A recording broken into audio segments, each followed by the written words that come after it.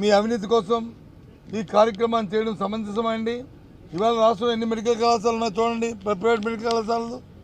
ఎక్కడైనా సరే ఉచితంగా ఏ పేదవాడికైనా వైద్యం చేస్తారా అడగండి, కనుక్కోండి, తెలుసుకోండి. మీ ద్వారా మీ పత్రికా సోదరులను అడుగుతున్నాను, మీ ద్వారా రాష్ట్ర ప్రధానికి తెలియజేస్తున్నాను.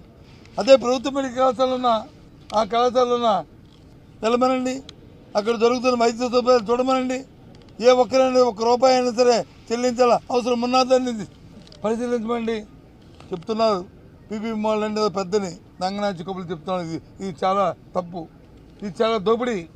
రాష్ట్రంలో అన్ని వర్గాలు అంత మేధావులు ఒకసారి ఆలోచించమని కోరుతున్నాను. ఏ రకంగా ఈ ప్రభుత్వం దోపిడీ చేస్తుందో, ఏ రకంగా ఈ ప్రభుత్వం వచ్చి వాళ్ళ అవినీతి కోసం, వాళ్ళ స్వభావం కోసం, వాళ్ళ సొంతం కోసం ఈ రాష్ట్రం ఎటుపోయినా పర్వాలేదు, ప్రజలు అయిపోయినా పర్వాలేదు, మా తాలూకా ముఖ్యమని చెప్పి తీసుకున్న విధానాన్ని మేము తీవ్రంగా ఖండిస్తున్నాం. అందుకే ఈరోజు దాని మీద చర్చ జరగాలని పట్టుబట్టాం. దాన్ని బీఎస్పీ చర్చకు వచ్చి మండేకి వచ్చి వాయిదా వేశారు. ఆ రోజు మేము ప్రభుత్వాన్ని నిలదీస్తాం, ప్రభుత్వాన్ని ఈ విధానాన్ని రద్దు చేసిన వరకు పోరాడతాం. మాకే మరి దీని మీద రాజకీయ స్వభావం కాదు, రాజకీయ స్వార్థం కాదు. ఇది ప్రయోజనాల దృష్ట్యా, ఆరోగ్యం దృష్ట్యా ఇది అవసరం.